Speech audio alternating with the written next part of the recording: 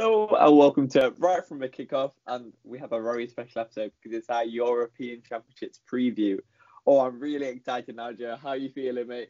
Yeah, it's getting it's warming up nicely, isn't it? Obviously, all squads have been selected.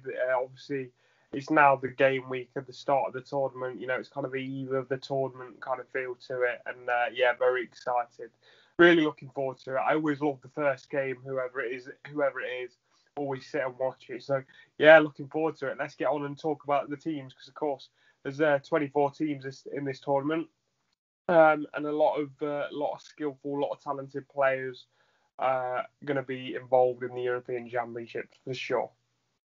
Yeah, I'm really excited. So let's begin, shall we? So with Group A, Group A contains Turkey, Italy, Wales, and Switzerland.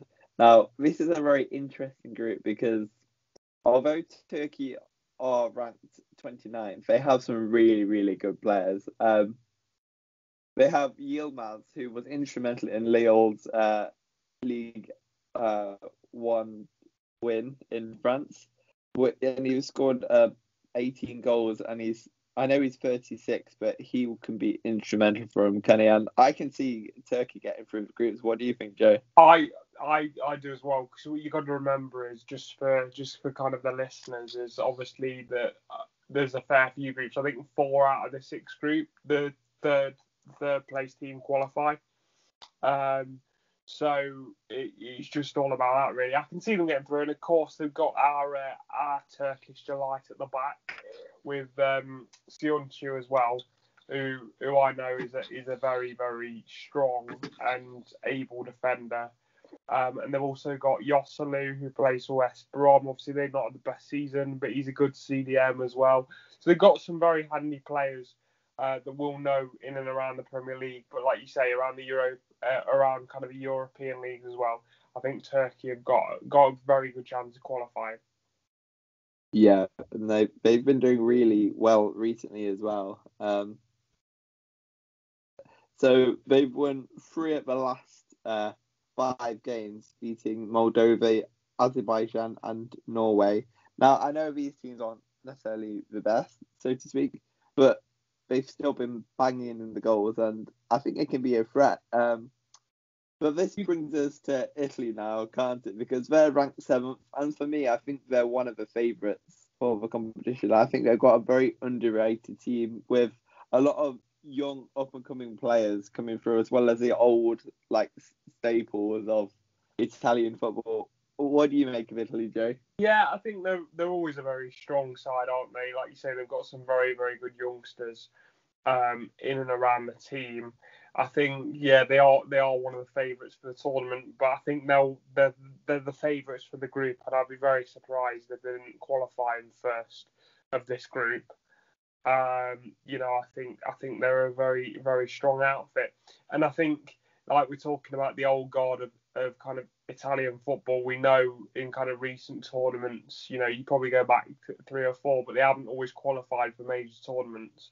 So I think the fact that they've got youngsters in kind of is kind of a good thing for Italian football in general and the national team, because it means that they've got kind of a new blood coming in and a team that can last for a fair few years.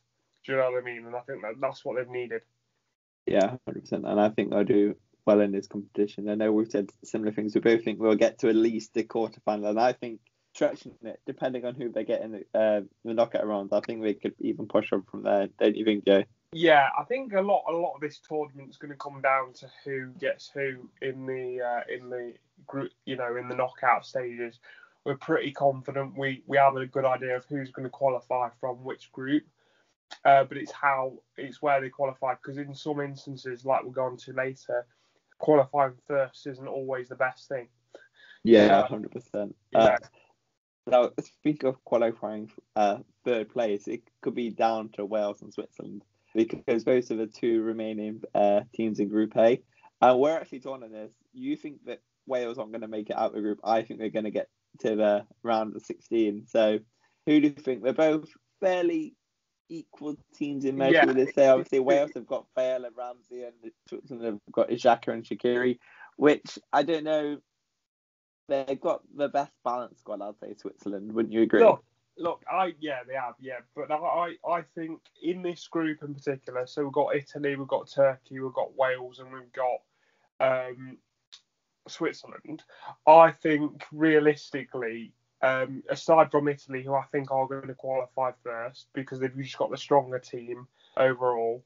On paper, you'd say Italy are going to qualify first, but then realistically, second down to fourth spot is up for grabs because they're all very. I'd say that Turkey have got a very, very good chance of qualifying and they've got good players. But like you said, Switzerland and Wales, especially after their exploits in 2016, they're not a nobody team in this tournament now. So it's a very tough group actually. Yeah, of course, and obviously Wales did the best ever last championships, reaching the semi-final only to lose to Belgium, wasn't it, in the semi-final? Yeah, which felt kind of unlucky in that game, weren't they? Yeah, they were, and they lost to Portugal in the semi-final. They actually beat Belgium. Semi-final. That's right. Yeah, beat you're Belgium, completely right there, Joe. 3-1 in the quarterfinals. It was the Hal Robson, Carnu, Cruyff turn. Oh, what a turn! That's why it was in my head. Yeah. Yeah. So shall we move on to our first predictions for the first set of games here? So the first game this Friday, if you listen to this on the Wednesday or Tuesday, it's out. So it's Turkey versus Italy for this match. Now, interesting head-to-head stat is that Turkey have never in the history of beaten Italy. So that's a little stat for you, Joe. So what are you going for? It's a difficult one. I think it's gonna be a close encounter. I don't think it's going to be a walkover, but I'm going to go for 2-1 Italy. I think they'll get off to a winning start, but I think it'll be a close game. Yeah, you're completely right. I think Italy are going to win, but I'm going to go 3-0 Italy for the first game. Obviously, the next game and the for Group A is Wales Switzerland. Now, Switzerland have beat Italy 5 times in their history, and Wales have only beaten them twice. So, what are you going for then, Joe? I'm going to go, because I said that Wales won't qualify, I'm going to go for a 1-0 Switzerland. But this could go either way, to be honest. Yeah. So you've got 1-0 Wales, have you? 1-0 Switzerland. So what 1-0 Switzerland? Yeah. And I'm going to go 1-1 in my mind. They've never had a draw, these two teams in their history, but I think it's going to be a draw, so I'm going to go 1-1. Very, very similar teams, these two, in terms of the way they set up as well. If you look, they've got the key players, haven't they? Like we've just kind of mentioned, the two key players in Ramsey and Bale, and it all depends on how he plays for them, of course. Slightly older now as well, coming off a full season with Tottenham. And we know he's had his injuries, so we'll see. And then of course they've got Xhaka and Shaqiri, so we'll see what happens. Yeah. So wait and see what happens on that. I'm moving on to Group B. Now here we've got two Scandinavian teams in Denmark and Finland. Even though Denmark are ranked 10th, and I think they're a very underrated unit. They have some absolutely cracking players, don't they, Joe? They do as well. They've got some good players as well, but Finland are ranked 54th in the world. They do have the likes of Pukki. And then the other two teams what make up Group B are Belgium and Russia. Now, Belgium are number 1 in the world, but for me, I don't think they're favourites for this competition. What do you think, Joe? I think we've been having conversations about it, and Belgium are, they'll be one of the favourites, of course, but we were having conversations. I think we agree on this. I think Belgium are slightly aging now. Hazard. Isn't that crazy, Red? It seemed like just a few years ago they had such a young up-and-coming team, what could be like the best in the world, but they haven't quite lived up to their potential, have they? That's football for you, and of course, De Bruyne as well has just had it's minor surgery, so he's still going to be fit to play, but he's just had surgery this week as well before the tournament, which is not I think he's missing his first game, isn't he? Yeah, which is not what you want for obviously a key player. He's a very key player for them, and it'd be interesting to see because they are an aging side, and I think they're one of the oldest in the competition. Correct me if I'm wrong, but I think in terms of the side, they are one of the oldest in the competition. Yeah, you are right there, and I think for me, it'll be Belgium and first and Denmark second. But I think Yeah, Denmark could push Belgium. With yeah. Finland, actually, this is their first ever competition, surprisingly. So we'll wait and see how they do. But I ranked think 54th in the world, I don't hold up that much hope for them. I think Finland is one of those. There's a couple of teams in the competition that have done well just to get to qualify for the competition, and I think you put Finland in that category, don't you? You Yeah, know, 100%. they're already kind of overachieving by being at the final stage of the tournament. So, you know, fair play to them. But yeah, I think it's going to be Belgium 1, Denmark 2, and I can't see anything other than that. And who's the other team? Sorry. Russia as well, which they have a lot of players in the Russian league who we might not have heard of, but that doesn't mean they're not good players because No. Russia have been shown that they could beat some decent sides on the day. Well, they got to the quarter final of the World Cup, didn't they? Which was only 3 years ago. exactly. So That's no mean feat. you know, but obviously it was on home soil, which makes a difference. And interestingly, their first game against Belgium is in St. Petersburg in Russia, so they'll be on home soil again. And interestingly as well, that Denmark will also be on a home soil in Copenhagen. So very interesting, isn't it? There's a lot of teams getting home advantage this time. I know England are one of those lucky teams that have home advantage for all their games in the group stage. Yeah, pretty much. It's going to be very interesting indeed. Yeah. So let's move on to our fixtures then. So the first set of fixtures is a Scandinavian derby in Denmark versus Finland.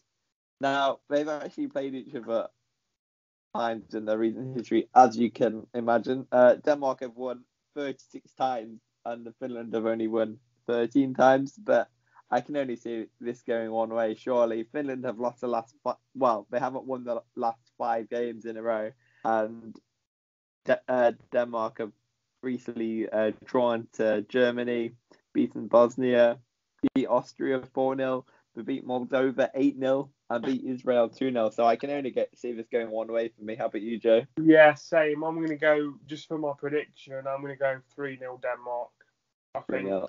And that's being kind. Yeah, I think it's going to be 4-0, you know. I'm going to go with home advantage as well. Yeah. I think 4-0. And the next game is Belgium-Russia. Now, I can only see this going all way, but Russia do have the home advantage, so that might edge it for help them during the World Cup with that being held in Russia, didn't it? So yeah, it could be interesting. Yeah, it could be, but I think Belgium, although we've just talked about the fact they've got an aging side, we're talking about is we think they're going to struggle in the latter stages of the competition, not in the group stage. I'm going to go 3-1 Belgium. I don't think Russia will have enough, even though they do have home soil advantage. So, what score are you gone for? 3-1 Belgium. I think Russia will score. I think this. Yeah, I think you're right as well. I'm going to go 2-1. I think it'll be a bit closer than that. Yeah. Now, moving on to Group C. I know we've got a lot of teams to go through. So Group C makes up of the Netherlands or Holland, Ukraine, Austria, and North Macedonia. Now, this is North Macedonia's first ever competition, being ranked 62nd. So you would have thought I probably wouldn't have heard of any of the players there. They've got Alioski from Leeds, which, if you're a Leeds fan, you would have known all too well. A really good Leeds player. So, you know what? Why not? I think they probably won't make up the group stage, but I think you say that though. I think they'll be the dark horse. You say that they will. You know, recently, in very, very recent history, they probably got the most famous win, which was a 2-1 win against Germany. Yeah. If you remember. So let's not count, you know, even to teams like Finland, let's not count them out of it. They made it to the tournament. Let's see what happens. You're there for a reason.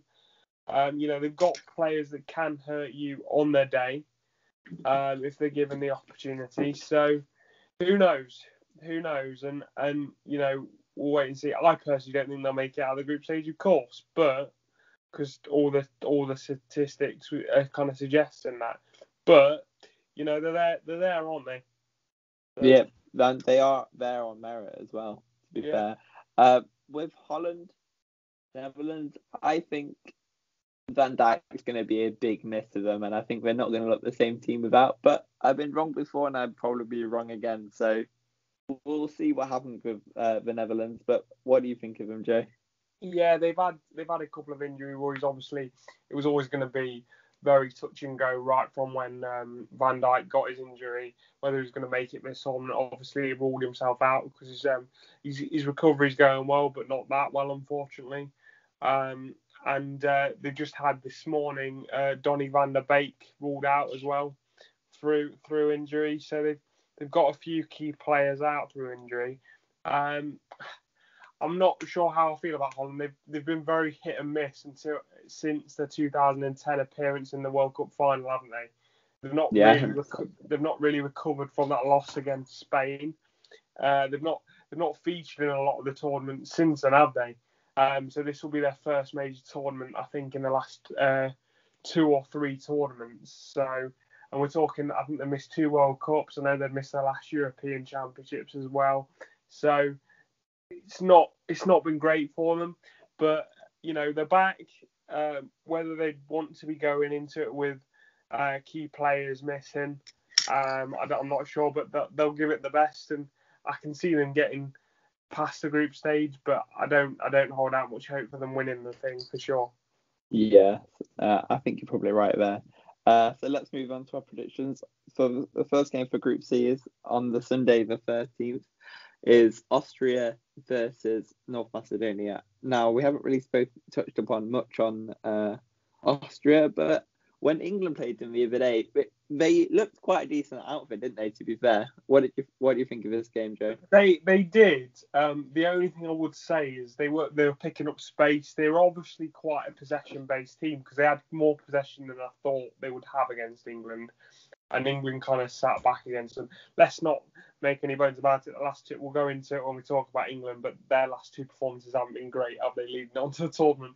But Austria, they lack a goal threat, don't they? What it looks like from what you can get from that game, because they had a couple of chances that realistically should have been put in the back of the net, but they don't score a lot of goals, and I think that's going to be their problem.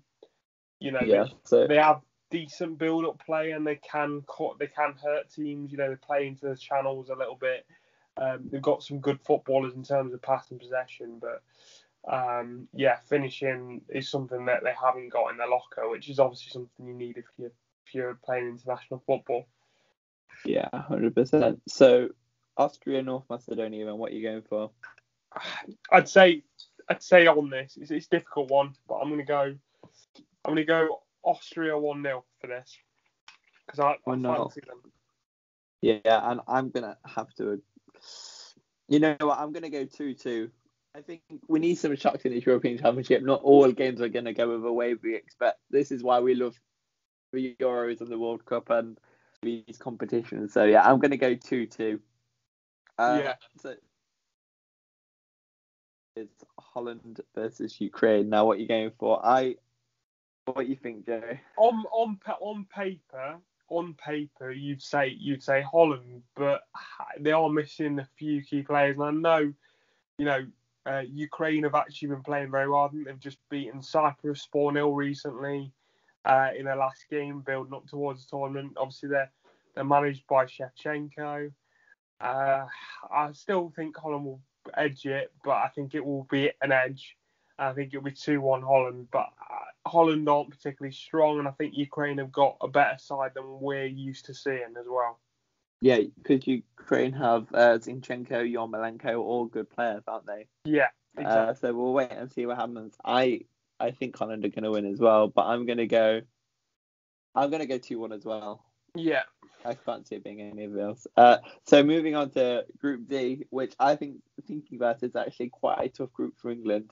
Yeah, have a look at the players Czech Republic have. So the group is England, Croatia, Czech Republic, and Scotland.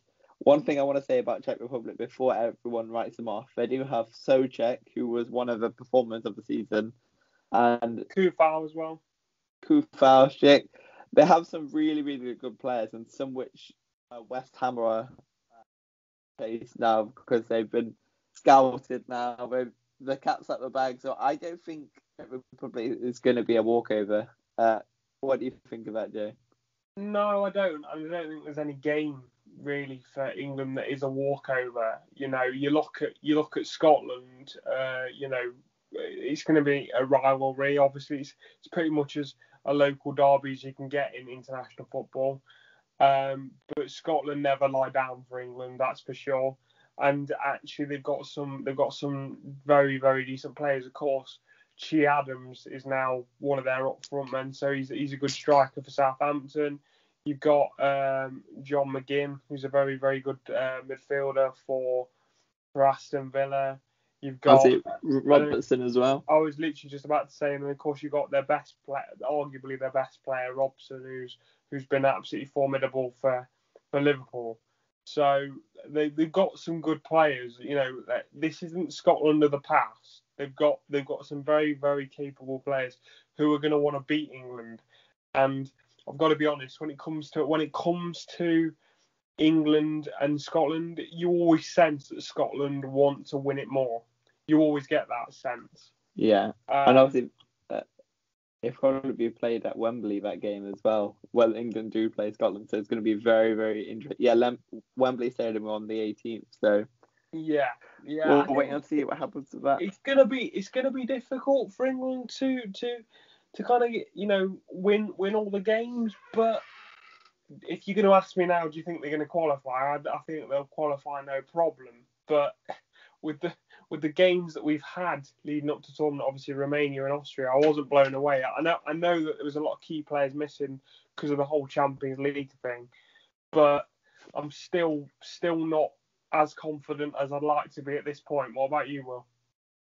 Yeah, we'll wait and see what happens. And ironically, I know we spoke to this before we started, but England will probably be better if they finish second, because if they finish third, they need to play someone from the group of death, which is Portugal, France, Germany, and Hungary. Which I know you say in the competition you're going to have to play them if you want to win them, but you want to get past the round of 16 at least. So you wouldn't fancy your chances if you play one of those, would you? No, you wouldn't. But I have to say that we lost to Iceland last time, so it's one of those where you kind of sit there and go, well, is there really a difference? Do you know what I mean?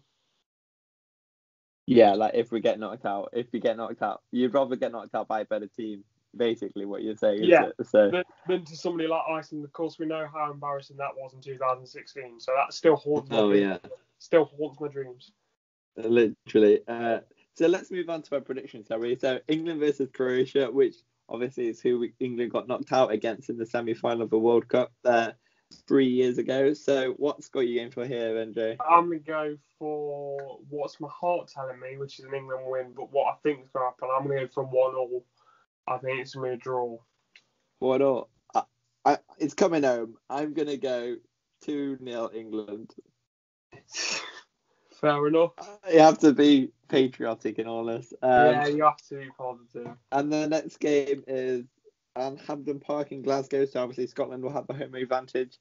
Scotland versus Czech Republic. Now, like we say before, this is no way going to be a walkover for Scotland, and nor we think it would be.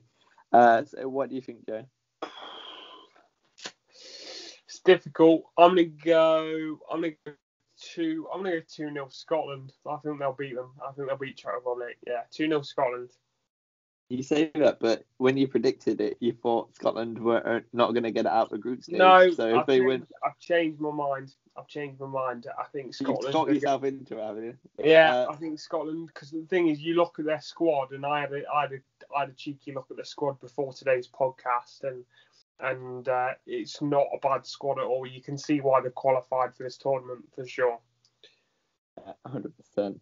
I think it's going to be 1-1. Last minute equaliser. Hampden Park's going to erupt into celebrations. I've gone 1-1 in this one. Moving on to Group E. So this is Spain, Sweden, Poland, and Slovakia. Now, I'm not that confident in Spain. This is the least confident I've been in Spain in recent years, but they do have a relatively straightforward group, so you would back them to get through. you'd back them to get through. But I don't. Again, we're talking about latter stages of the tournament. I don't think they've got what it takes to win the tournament. I think they will get through. But like you say, I think it's the first time in however many years, I can't even count. I think that they've not got a Real Madrid player in the squad. Yeah, no, it's crazy, isn't it? Ramos didn't make it obviously this time, which actually over in Spain, according to reports, did not go down well with the Spanish media. Oh, I bet. Because he's like a legend, isn't he? Yeah, Laporte got in instead. Of course, he's just changed allegiances. I think he's had the possibility of playing for Brazil. He's had the possibility of playing for another country as well, and then he's got France as well, wasn't it? France, predominantly. France, Brazil, and obviously he's picked Spain. And of course, he's basically taken Ramos's place, and I don't. Obviously, we're English, so we don't quite know. But yeah, apparently the Spanish media was not happy with the choice. I'm not surprised of it, but Laporte is a very good central defender. But yeah, having a look at other teams, Poland have got Lewandowski, which if he turns up, he could win it. He could win against anyone, to be fair. So if he grabs a quick fire hat trick, then you'd have to back Poland, wouldn't you, if he's on form? Yeah, I don't really though, and this is I mean, Lewandowski is a world class striker, potentially the best in the world, and there's no question about that. But I just don't. When I've seen this Poland team play before in the World Cup and at other European Championships, they don't have the players to feed him. Do you know what I mean? You can be the world's greatest striker, but if you don't get the service, and I'm not blown away by Poland. Lewandowski is, without a doubt, a world-class player, and I mean that. But I just think international level, he's not. He's been unlucky with kind of where he was born in that sense. Because Poland, for me, they're not somebody I'm fearful of, really. Lewandowski as a player is a very fearful player, but Poland as a side, as long as you mark Lewandowski out the game, which you can do with the threats that Poland have, I'm not blown away by them at all. Yeah, and I don't blame you. So let's move on to the predictions now. So the first game is Poland versus Slovakia. You'd still back Poland in this match, well, I would. I know Slovakia do have some good players in Hamšíka and Dubravka off of Newcastle. He's a very good goalkeeper, but you're going to have to back Poland for me. What do you think for this game? I'm gonna go for a draw. I'm gonna go for 1-1. 1-1. Oh, you think it's going to be tight? I think it's going to be tight, but I think Poland are going to nick this 2-1. Interestingly, this being played in Russia, so it should be interesting. And again, being played in Spain, in Seville, is Spain versus Sweden. So, what do you think? There's a lot of teams have home advantage this round, don't they? Yeah, they really do. Yeah. I'd say Spain, but Sweden have got some handy players. I'm going to go Spain 3-1. First one. You're going 3-1. Yeah, it's so difficult to call though, isn't it? Because obviously it's not like your league games where you get a real feel for the teams week after week. It is just kind of who turns up on the day, especially for the opening game of a tournament. Yeah, because I think there's going to be at least one shock, isn't there? There's going to have to be one shock. There's going to be one shock team. I think there's probably going to be a team that we've said won't qualify that probably will qualify. Yeah, it's just what happens in international competitions. I'm going to go 2-0 Spain, so very similar to you, Joe. Yeah. Which brings us to the final group, but by no means the least group. This is probably going to be the most exciting group. So, first of all, we've got Hungary, who will have home advantage being played in Budapest, which is going to be very interesting if you think about it. So, Hungary, Portugal, France, and Germany. I know this is going to be a bit of a weird one to start off with, but I just want to touch upon Hungary. They've actually got quite a nifty little team. You're right. Not a bad side. They've started very well in World Cup qualifications. Obviously winning both. I think winning most of their games, then getting a draw and 2 wins in the first 3 games in World Cup qualification, and they're in the same group as England for that. They are a very good team, but they're just so unlucky with being drawn in the group that they're in. Yeah, really unlucky. Like you'd you wouldn't fancy back them, would you? you'd fancy them in kind of maybe 3 out of the 6 groups. Yeah. If they were kind of to replace one of the other teams. But I think they're just very unlucky because, of course, as we'll go on to, France, Germany, and Portugal. What a group! What a group! And annoyingly, all 3 teams can get through, which is so frustrating because you want one of those teams to get knocked out. But given the amount of teams in it and how many teams get to the round of 16, because normally it goes from, in recent years, it's gone straight to the quarterfinal, doesn't it? But not in this instance. I think what you got to realise with this is Hungary have got the team that could potentially cause a shock in at least one of these games. Yeah, because realistically, they only really need at least one result, don't they? So I think, again, let's not count them out of it, but I think the fact that all 3 could qualify and really should qualify anyway,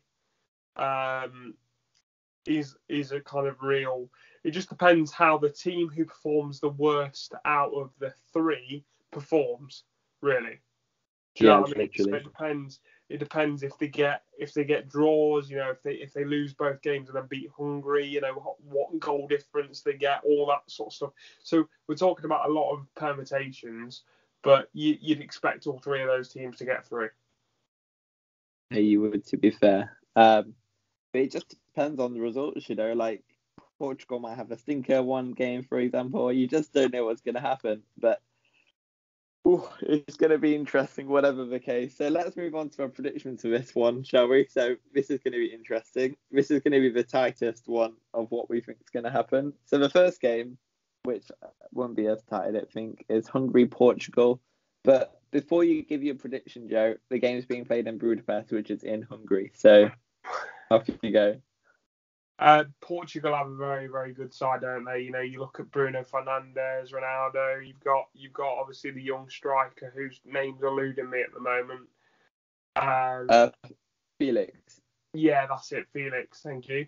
They've got some very good players. I just can't, unfortunately for Hungary, I just can't see them getting over that game, even though it is home advantage, like everybody else in the competition. I'm going to go 2-0 Portugal. 2-0. I think Portugal do have some good players, but a lot of the players play in positions, particularly the cam position. Don't know, with Fernandes, Bernardo Silva, and other players like that which we're alluding at the moment. With Ronaldo, obviously, but he plays on the left. So I mean, but the thing is, though, Ronaldo, when we're talking about, you forget, and he's still in the 2 best players in the world for me, and he is a superstar. So he can play anywhere, to be honest. Yeah, you're completely right. He's that type of player. So you're forgetting that they've got all these good players. What I'm saying is the Portugal team that actually won the European Championships in 2016 was probably weaker than this one. Yeah, that is a very, very good point there. So I'm going to go 2-1 Portugal. So I think Portugal will win as well, even though Hungary will be at home. Yeah. So the next game, this is one of the highlight games for opening game week. France-Germany. Now, I think France, obviously World Cup winners. They have one of the best squads in the world, if not the best squad, actually, thinking about it. I can only see this going one way. I think France are going to beat Germany. What do you think? Yeah, I agree. I think Germany have got some very good players, and they know how to win, and get through tournaments. But they've coming off the back of a poor World Cup, obviously in 2018, didn't qualify from the group stage, and Joachim Löw's obviously the manager. He's stepping down after this tournament. Old scratch and sniff, and I think it'd be interesting to see how they react. I've got both these teams finishing in the final. I don't know whether that's possible with all the permutations, but these are my two kind of favourites going into the tournament, and obviously France to win it because they're coming off a World Cup win. They've still got all those players. Kante, potential Ballon d'Or winner for me. They've got very strong positions. I think it's going to be a very, very tasty game to watch. I'm really looking forward to this one. Just so you know, this is definitely a game I'm watching. And Group F is going to be one I'm watching. I think I'm going to go 2-1 France, I think, for the first game. 2-1 France. I'm going to have to say 2-1 as well, so I completely agree with you there. So this is all our wonderful opening game week, and I'm excited. It kicks off this Friday. Make sure you tune in to watch them all again. I'm sure you will, Joe. I will indeed. Oh, yeah. Definitely, mate. Just a quick question for you, Will, before obviously we sign off. Obviously we talk about kind of team tournament. Who is going to be your player of the tournament? I know it's so hard to kind of answer that question considering we haven't even kicked off yet. But if you were to kind of have a crystal ball, who would you think is going to be the player of the tournament at the end of it, and why? Do you think is it going to be an emerging player? Is it going to be someone from England? Or I think it's going to be Mbappe. Now let me tell you why.